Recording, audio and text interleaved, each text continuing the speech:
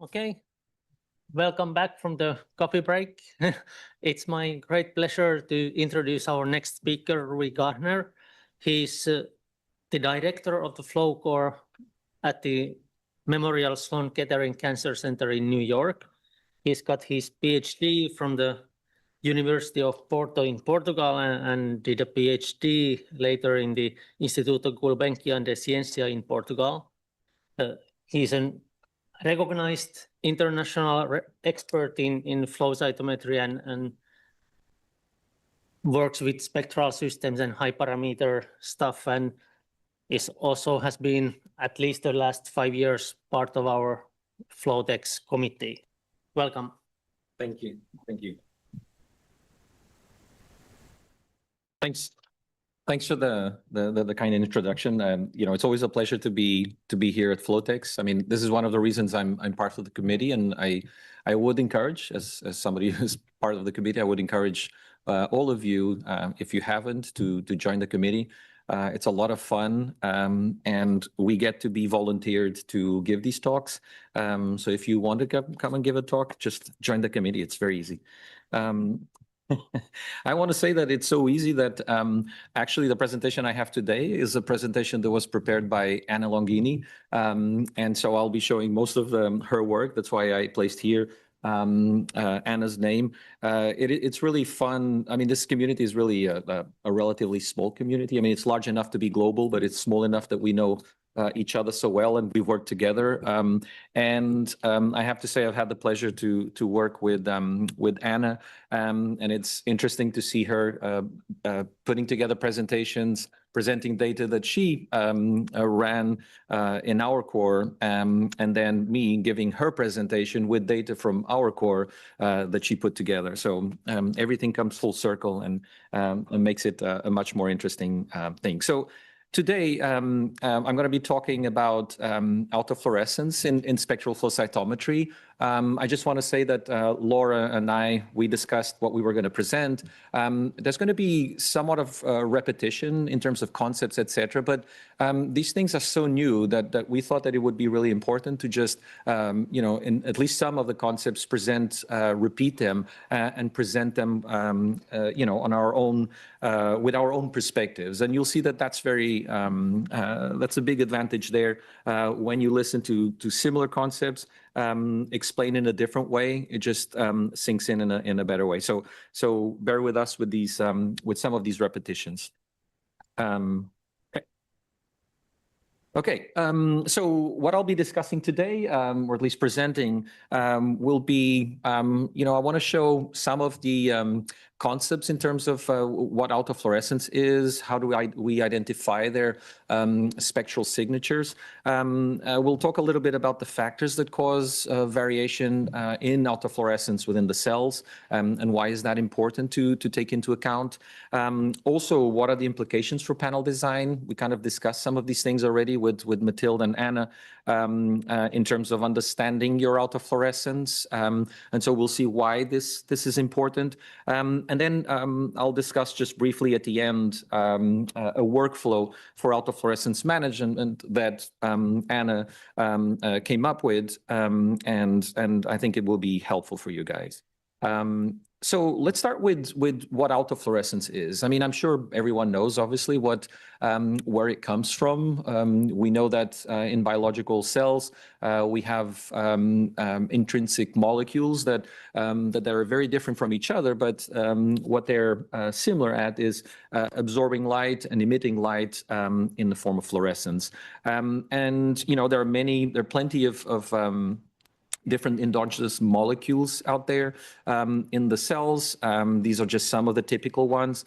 Obviously, you can get even more specific, like for instance, chlorophyll in some plant cells, where it's going to have a very specific excitation and emission that we don't see in many other types of cells. But depending if they're blood cells, if they are cells from different tissues, from your skin, fibroblasts, and things like that, they will have different combinations of these molecules, endogenous molecules, and this is what we call autofluorescence. So One of the things we notice from these typical endogenous molecules is that they typically emit or tend to emit in the blue, green, and orange range. And you'll see that it's very common to see that. Now, they can be excited by different wavelengths. Here's just an example of the spectral signature of an unstained lymphocytes. And you can see that the emission, again, if you remember some of the plots that Anna showed, this is from a Sony ID7000, and this goes all the way to the red. And mostly the emission is going to be, again, between the green, orange, and you see that repeated, obviously, for each laser, although for lymphocytes in specific, these molecules are better excited by the UV laser, right? So this is a way to really understand the spectral signature of your of the autofluorescence of your cell. Now, there are many, as I said, many different cells with different combinations of these endogenous molecules. And depending on that combination, you're going to have a different spectral signature. And we'll see a little bit later that may even depend on the conditions, the metabolic conditions of the cells. It could depend on the way you've prepared the sample. So pH, other conditions, nutrients, etc., will change the metabolism in a way that can alter significantly or not your autofluorescence signature. Here, for instance, we just overlaid several cell lines. You can see again most of them blue, green, orange coming from each laser. Now it's interesting to see, for instance, in some cell types, you have most of the signal actually is coming off of the blue laser, and this is this B16F10, which is a melanoma cell line, I believe, and that has an emission again in the green, but excited mostly from the blue laser. In fact, we've been looking at many different unstained cells, and just for now, we're just collecting. This is just a small example. We have over 100 now signatures, unstained signatures, that we're going to start really investigating and seeing the different types of patterns that we can expect. Here you see 3 types of patterns that we found. Some cell lines will have autofluorescence mostly from the UV and violet laser. Some what I call the middle finger pattern, which most of the signal is coming from the violet. That's a very common one. Maybe they're telling us something. And then there are also cell lines, again, melanoma here, since we work in a cancer center. I don't know if this is very common, but we are seeing a relatively common to see cells that are emitting in the green, but excited off of the blue laser preferentially. And again, this is the absorption and emission spectrum of melanin. Although it is excited by, and it seems to be higher by UV violet, what we've seen is that we have quite a high excitation from the blue laser. And again, this could also depend on the power of the lasers that we have, right? It's not necessarily that this has, obviously has some biological meaning, but we have to also be careful to take this with a grain of salt, because it could be also due to the technical, instrumentation that one has. Now, one of the things I wanted to point out is that it is important to look actually at both normalized and non-normalized signatures. They give us different information. So here we're looking at normalized signatures, which basically the importance here is looking at proportions of peaks between each other, but the intensity also matters a lot, as we'll see in a moment. So this is just a non-normalized, signatures of the same cell lines that you were seeing previously. And you can see here, for instance, that we look at this MPA cells, and in fact, they have a huge signal. And if you look at here, we're looking at 30,000, the channel 30,000. So this is already a 10 to the 4, where we typically see a lot of signal from our fluorescent markers, right? And so it could really interfere. And this is something important to look at the different autofluorescent signatures to really understand, looking at normalized, to look at proportions, but also the non-normalized to really evaluate the intensity, if that's going to impact or not your your panel and your experiments and your data. So here's, for those of you, I mean, we had this question a few years ago. We didn't really have an answer because we weren't looking at that in specific, but, a lot of people were asking us, but are the monocyte and lymphocyte signatures the same? Somebody was asking previously, I mean, the autofluorescence of NKs and T cells or lymphocytes in general seems to be relatively the same in terms of profile. And so we just did a very quick comparison, and you can see, looking at the normalized signature, that they are different. If we normalize everything to 1, we see that, for instance, the peak here out of the violet laser for monocytes is lower than in the lymphocytes, etc. But again, if we look at the non-normalized signatures that we're seeing here, you can appreciate that the autofluorescence of the monocytes is way higher, as we know from decades of flow cytometry, that these cells have a much higher autofluorescence, and it's mostly coming off from the UV and maybe some from the violet laser. I don't know if anyone noticed that, I mean, we have here signatures, autofluorescent signatures from 2 very common cell types that we study. And I mentioned the emission mostly comes from the green, blue, green, orange. And actually we have here a peak in the red. And this is something just, the reason I left this here is because this is something very common. Here we had, we were looking at live cells. So we had a live dead marker here in the infrareds that we knew wouldn't be interfering in all of this, but it still captured quite a bit. Even trying to gate on the live cells, there was still some staining from the live dead. So also be careful with that when you're looking at your autofluorescent signatures in the unstained. If you want to capture the live versus dead, which there could be significant differences, make sure to use a live dead that won't interfere in the signatures, in the autofluorescent signatures you're trying to measure. Okay. Now, as I mentioned, sample preparation can also influence the autofluorescent signature. For instance, fixation, we did a small study. We had a poster at Cyto where we were looking at different, at the same sample, but fixed with different fixatives from 1 to 4% PFA, a 1-step fixed lyase, and the FOXP3 fixed sperm buffer. And you can see here, again, looking at the non-normalized, that the FOXP3 fixed sperm buffer does really introduce a lot of autofluorescence, right? Or it increases. But then the other question is, but does it change the shape? Or are we just seeing an increase in autofluorescence, right? Because if we use this unstained to, to the unfixed, unstained to unmix, if it's just a question of signal, it will be able to, account for that and correct for it. However, when you look at the normalized spectral signatures, you can appreciate that, the proportions are relatively the same as the unfixed. There are some differences. For instance, I believe this is the unfixed.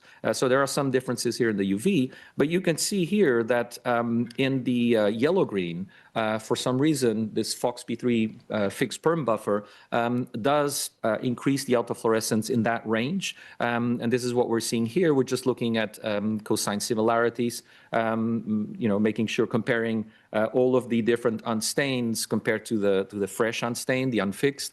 And they're all very similar, except for this when we use FOXP3 fixed sperm buffer. Now, should we avoid using this? Not necessarily, as long as we take this into account when we're building our panels, making sure that we don't, for instance, let's say if you have fluorochrome that is going to detect a marker that's low expressed and you need that resolution, maybe this increase in fluorescence intensity of the autofluorescence may interfere and may prevent you from really, resolving this. Or if your unmixing goes well, you may be able to still, put together a panel with that fluorochrome and still get away with it. But this is already giving us, a signal here that we should be careful with that. I mentioned also that autofluorescence can vary also in different different cell types, but also different biological conditions. As you can expect, cells undergoing, for instance, proliferation, senescence, activation, differentiation, etc.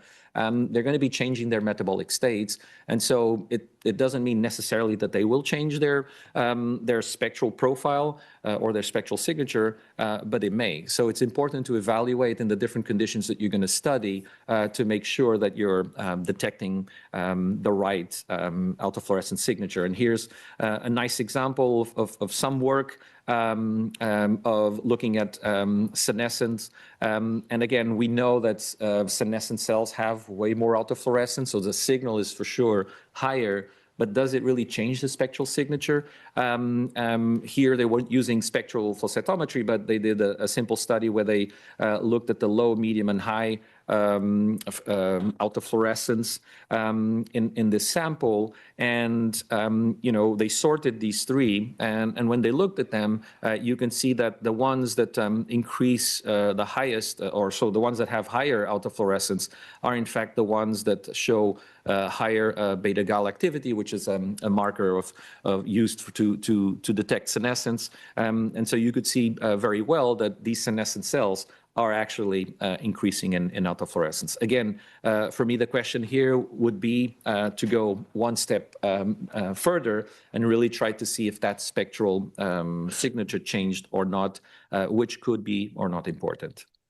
Another great example here from Anna Kumano's lab at the Pasteur. They published this some 6-7 years ago, and where they looked at cells from the liver, from the fetal liver, undergoing differentiation. And this is, I'll highlight here the importance of having a good autofluorescence spectral tool to be able to detect different autofluorescence signatures. Here's the example of the Sony ID7000, where you can really play around and see using these virtual filters. You can increase them, lower them, seeing in all of the lasers, and just looking at the unstained profile of your sample, you can detect different distributions, which means that those spectral signatures are different. And this was really interesting because even without staining these cells, they were able to actually see that these hepablasts were here, if they're gated in just the autofluorescence signature 2, which they called autofluorescence signature 2, that they actually could see only these cells, whereas gated on the CD45 negative cells, so the cells that were differentiating, there was a broader distribution compounded from several different cells. But again, when they were just gating on one of these populations that had different autofluorescences, they could see a specific cell type, which they sorted and could then figure out what they were. But again, without using any fluorescent marker, just exploring the autofluorescence, they were able to see different cell types, which was impossible before. So again, autofluorescence was always regarded as something bad, and Laura will talk specifically about that. But now that we have better tools with spectral flow cytometry, we can start exploring autofluorescence in different ways, even in ways that can help us identify cell populations. So I guess we really need to understand, how can we, leverage this information to build better panels, right? Not to make common mistakes. For instance, here's a simple example where we have an unfixed sample, and then we fix them with FOXP3, as I showed you before, and then there's a huge increase in autofluorescence. But this increase in autofluorescence is not going to happen at the same level in all of the fluorochromes, right? Again, I mentioned they mostly emit in the blue, green, orange. And here we are, knowing that the autofluorescence will increase dramatically in the green channels, using BV510 is probably not the best idea. I mean, even with CD4, you can see that you get to a point where you do lose a lot of resolution. So important to understand that. Again, you can get away if it's not interfering too much. In terms of overlap, you can unmix using autofluorescence, the autofluorescence signature, but it may not be enough to be able to really resolve things properly.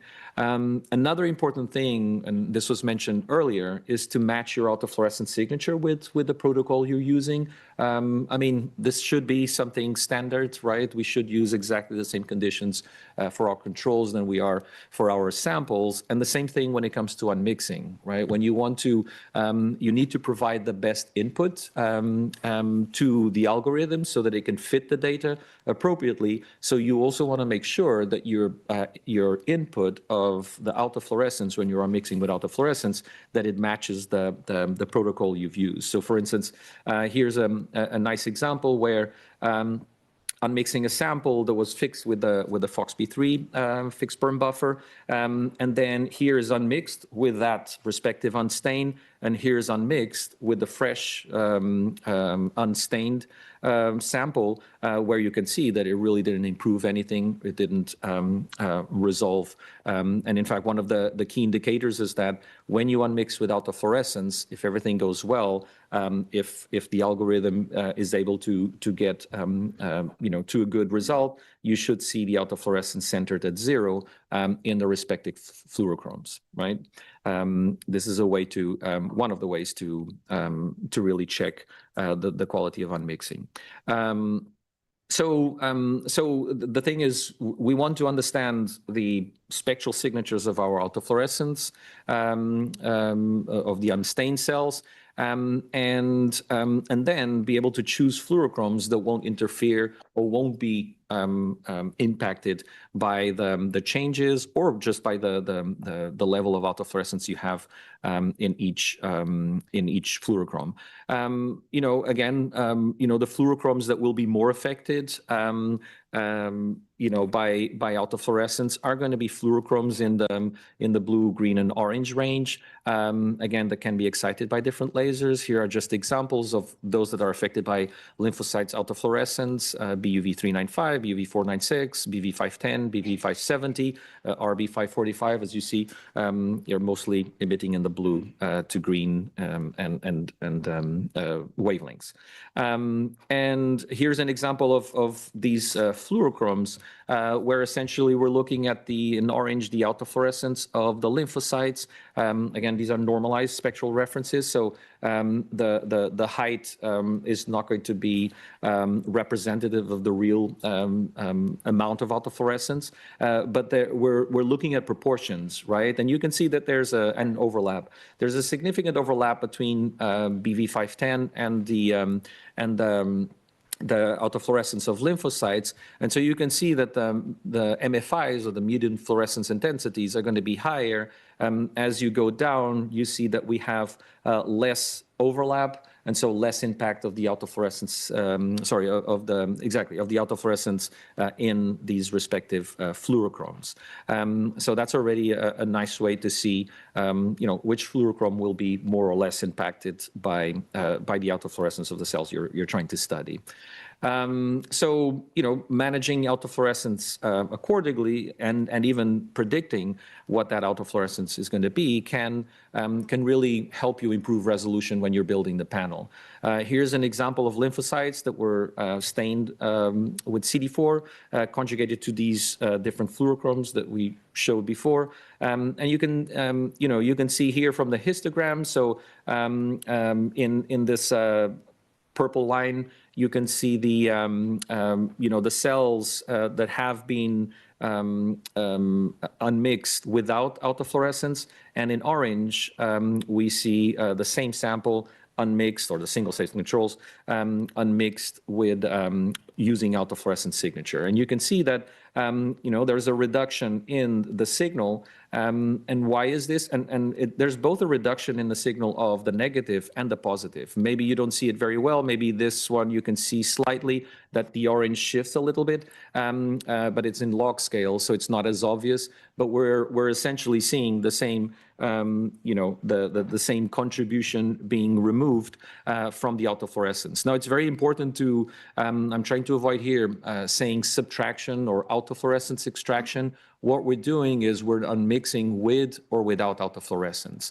You can imagine, I think Laura will explain this much better, but in a certain channel, if you have the contribution of this fluorochrome plus a certain amount of autofluorescence, if you don't give that input, the algorithm will try to fit this fluorochrome will try to fit to the level of signal that you have, the total signal. So by doing that, it's going to increase the signal that we have in that respective fluorochrome, right? When you unmix with autofluorescence, then it can account for, if you sum this certain amount of fluorescence plus this certain amount of autofluorescence, you get the total signal. And so this is what we're seeing here.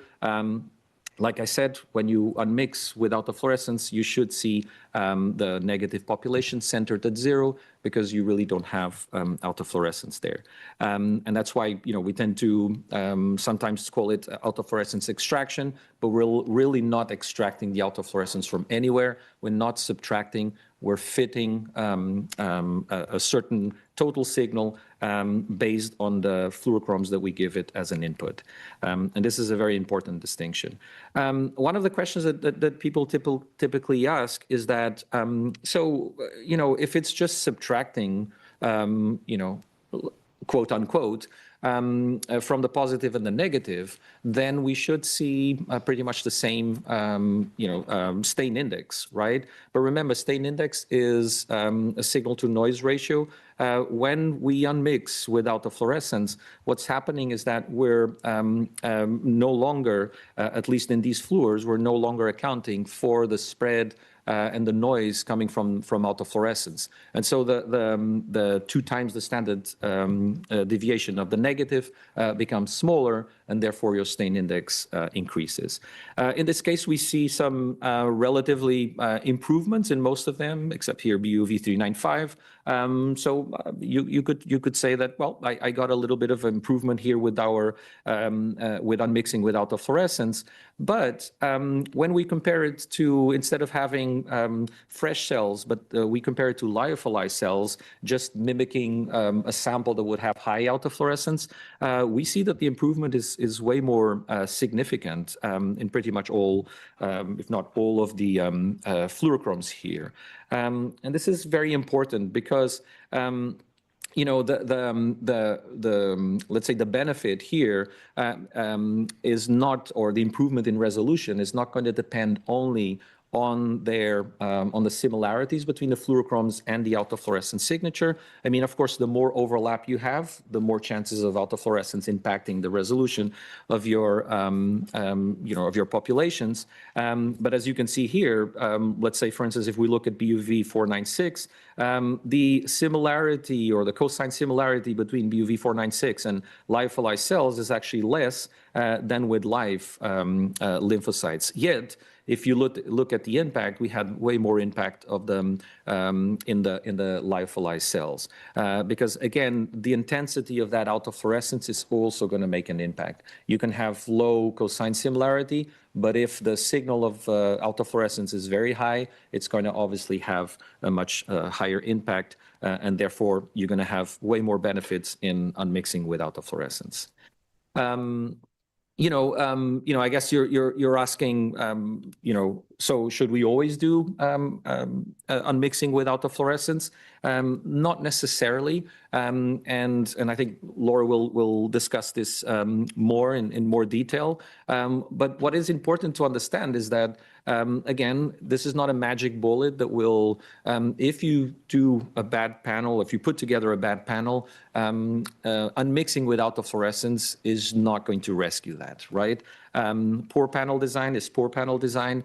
There's so much you can do. Here's just an example of a badly poor panel or a poor panel, badly designed, where we're looking at BUV 496 versus BV 510, or here the same exactly BV 480 versus BV 510. So these are very similar fluorochromes.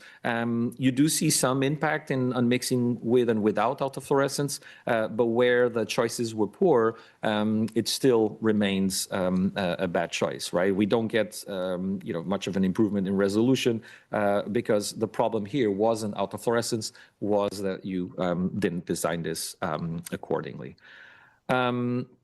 The other important aspect here is that, there isn't just one, let's say, autofluorescent signature in your sample. I mean, if you have, a sample of splenocytes where basically you have lymphocytes there, maybe the majority or the large majority of the cells will have exactly the same signature profile of autofluorescence.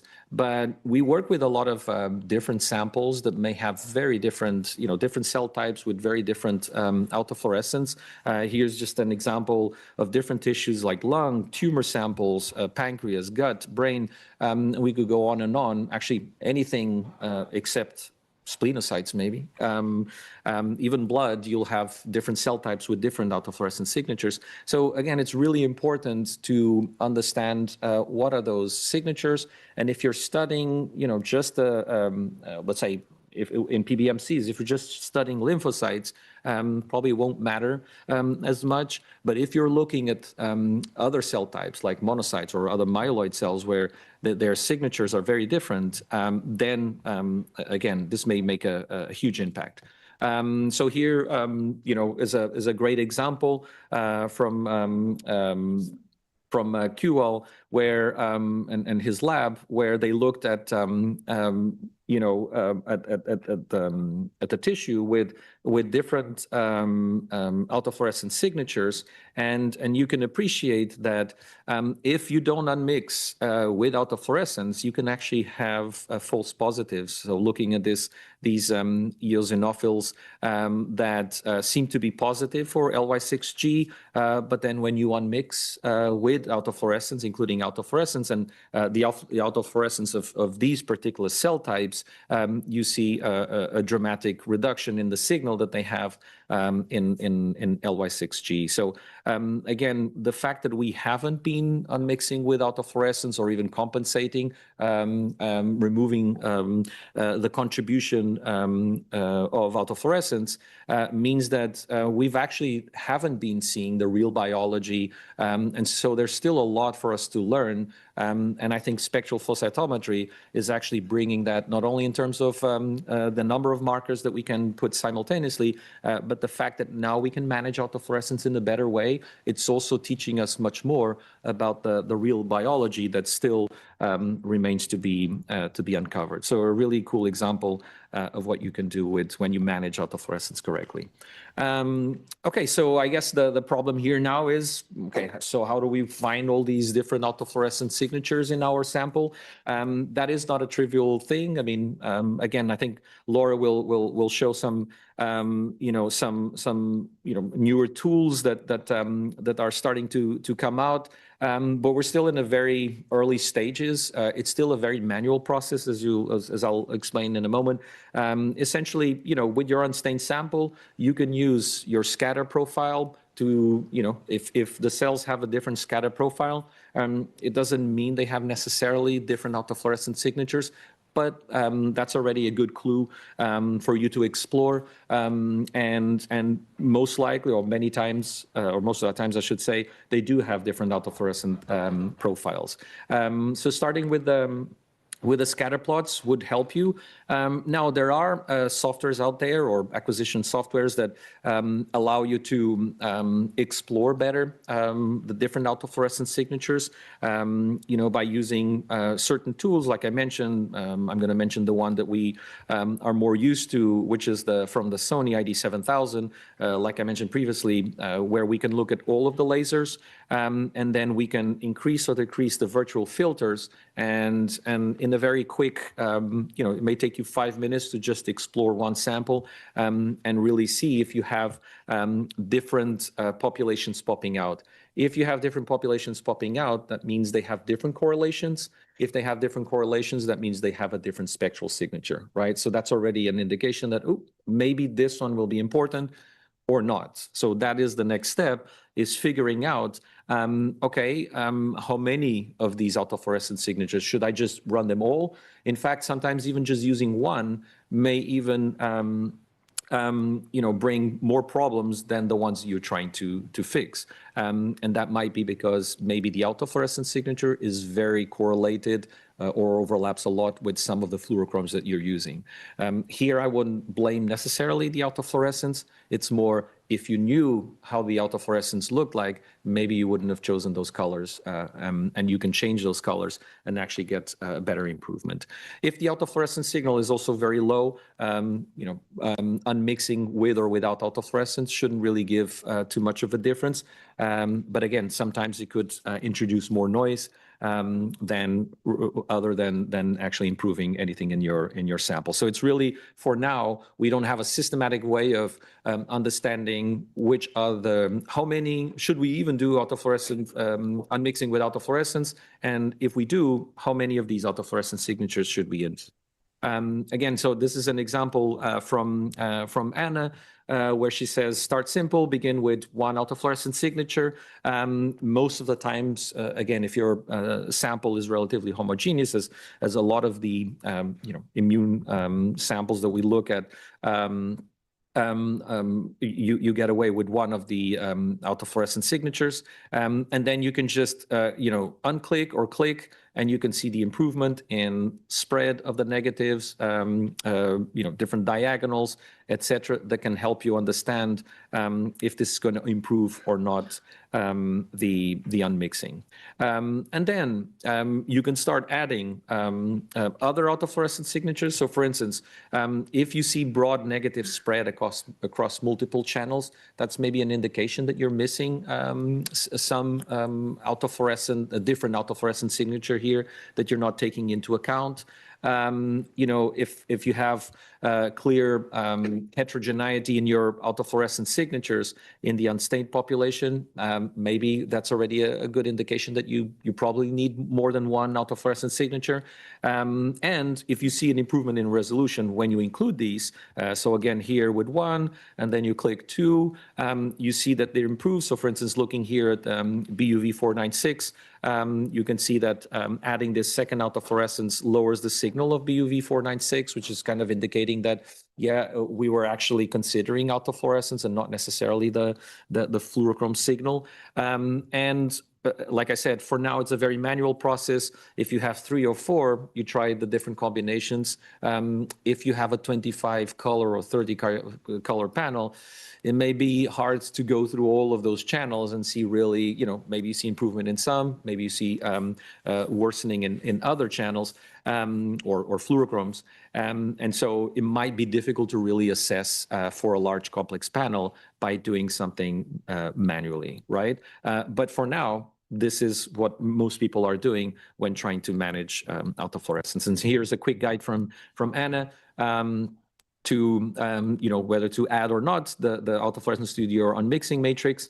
You can see, for instance, so you start by evaluating, using your unstained cells, and then after you add these autofluorescent signatures to your unmixing with different combinations, and then basically, what is it that you see? Do you see smoother negatives or reduce in spread?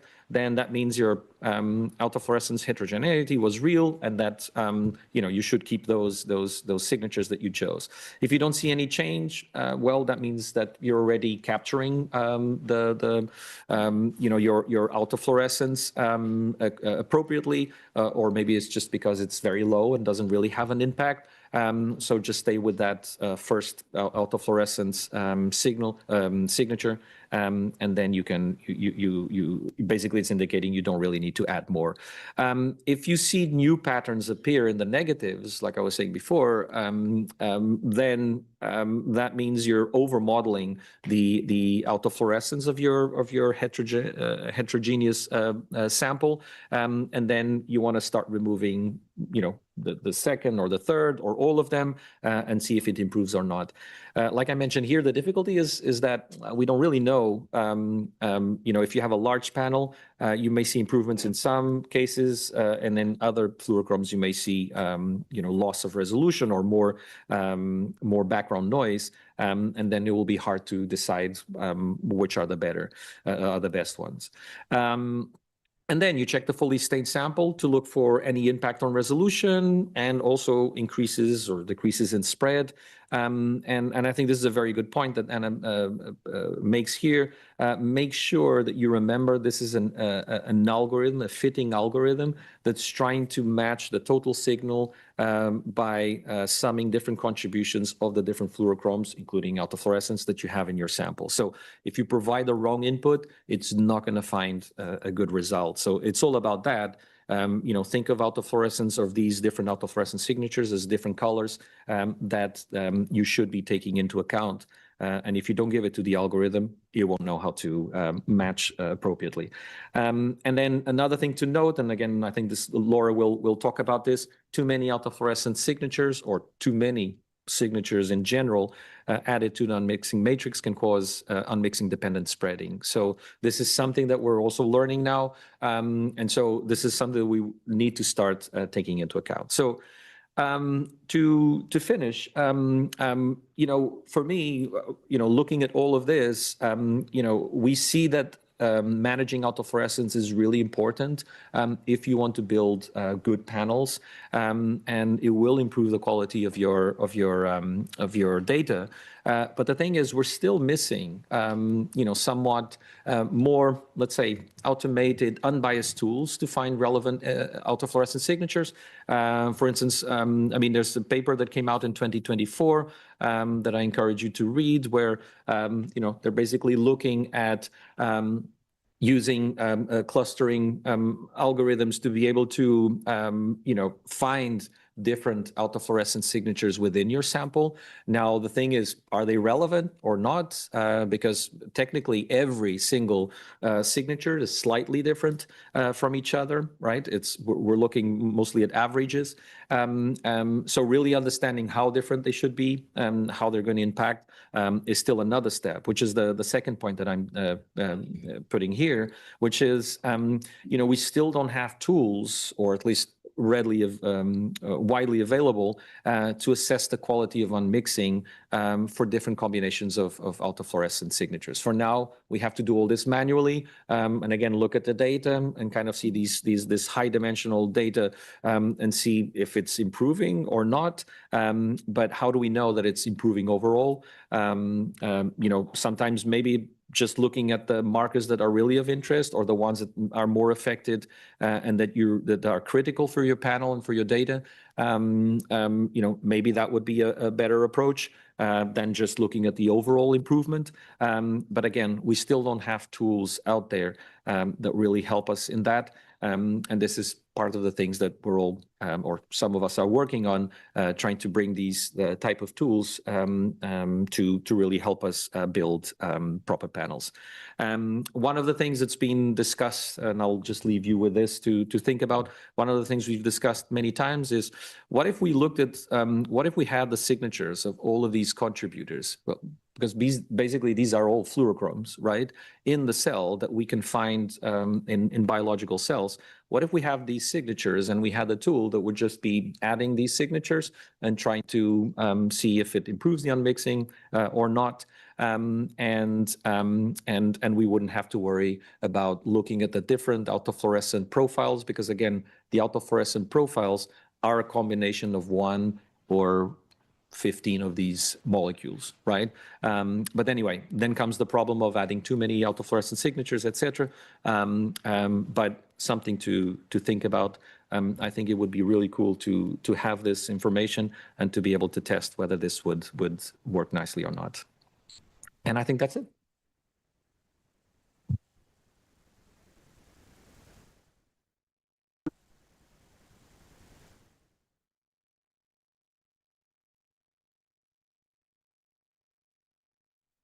I just have a quick, easy question, I would say. You mentioned earlier, like, if you had known the autofluorescence was going to look like that, you maybe would have designed the panel differently or not chosen that color. Now, when you're helping labs design panels going forward, do you ever recommend that first we just run a sample just to see the autofluorescence spectrum and then design the panel based around the autofluorescence that you already know exists? Yes. Yeah, we do. One of the things that we typically look at is we know already the autofluorescent signature of, because most of the samples we're looking at are going to be, we're looking at lymphocytes, or again, we could have other cells in the mix. But if you're just looking at lymphocytes or monocytes, you can just look at those signatures. But one of the things we were forgetting, because we were confident, okay, we know where it's going to peak, et cetera. So yeah, for instance, avoid BV570 or BV510, these kind of fluorochromes. We try to stay away from it, especially if you need good resolution. But one of the things we were dismissing is, again, the fixation that will alter the autofluorescence profile or even the protocol. So we're starting to now reevaluate that and actually ask our researchers, okay, let's look at the unstained based on your protocol, and then we record it, and then we can provide a better solution. Awesome. That's also what I was doing. That's why I was wondering. Right. This is relevant for a very large panel. I mean, for a small panel, you can get away just staying away from those more critical ones, even if you fix, et cetera. So that's not so much of a concern. But for large panels, let's say 30, 35 colors, then yeah, we want to make sure that we're selecting the right fluors. We have a question online. Do you recommend removing autofluorescence when working with single color controls, for example, a dye titration for studying tumor metabolism?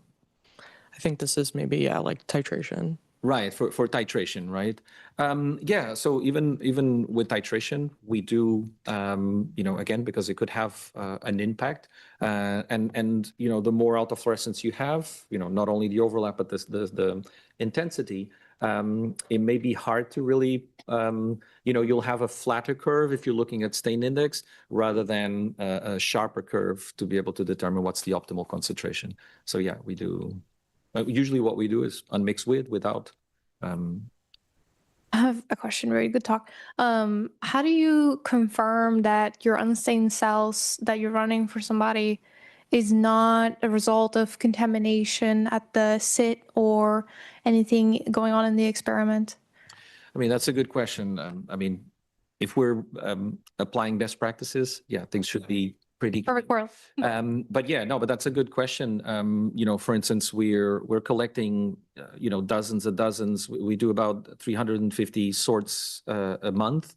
And, I've been asking, my team, every time you have a chance, because typically people will bring the unstained, let's run it in our spectral systems. At first, we wanted to do it in several ones, but then, for sake of time, we're just doing in one instrument. But one of the things we thought of is, yeah, we don't know how contaminated the SID is, right? The sample line. So that's another thing that we waste a little bit of time, which is making sure we clean thoroughly the sample line.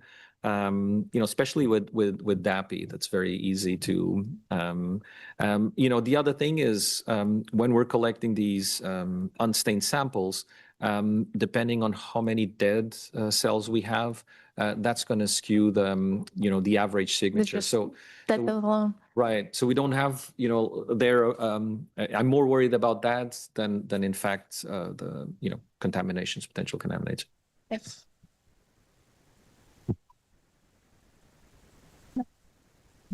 Well, thank you, Rui.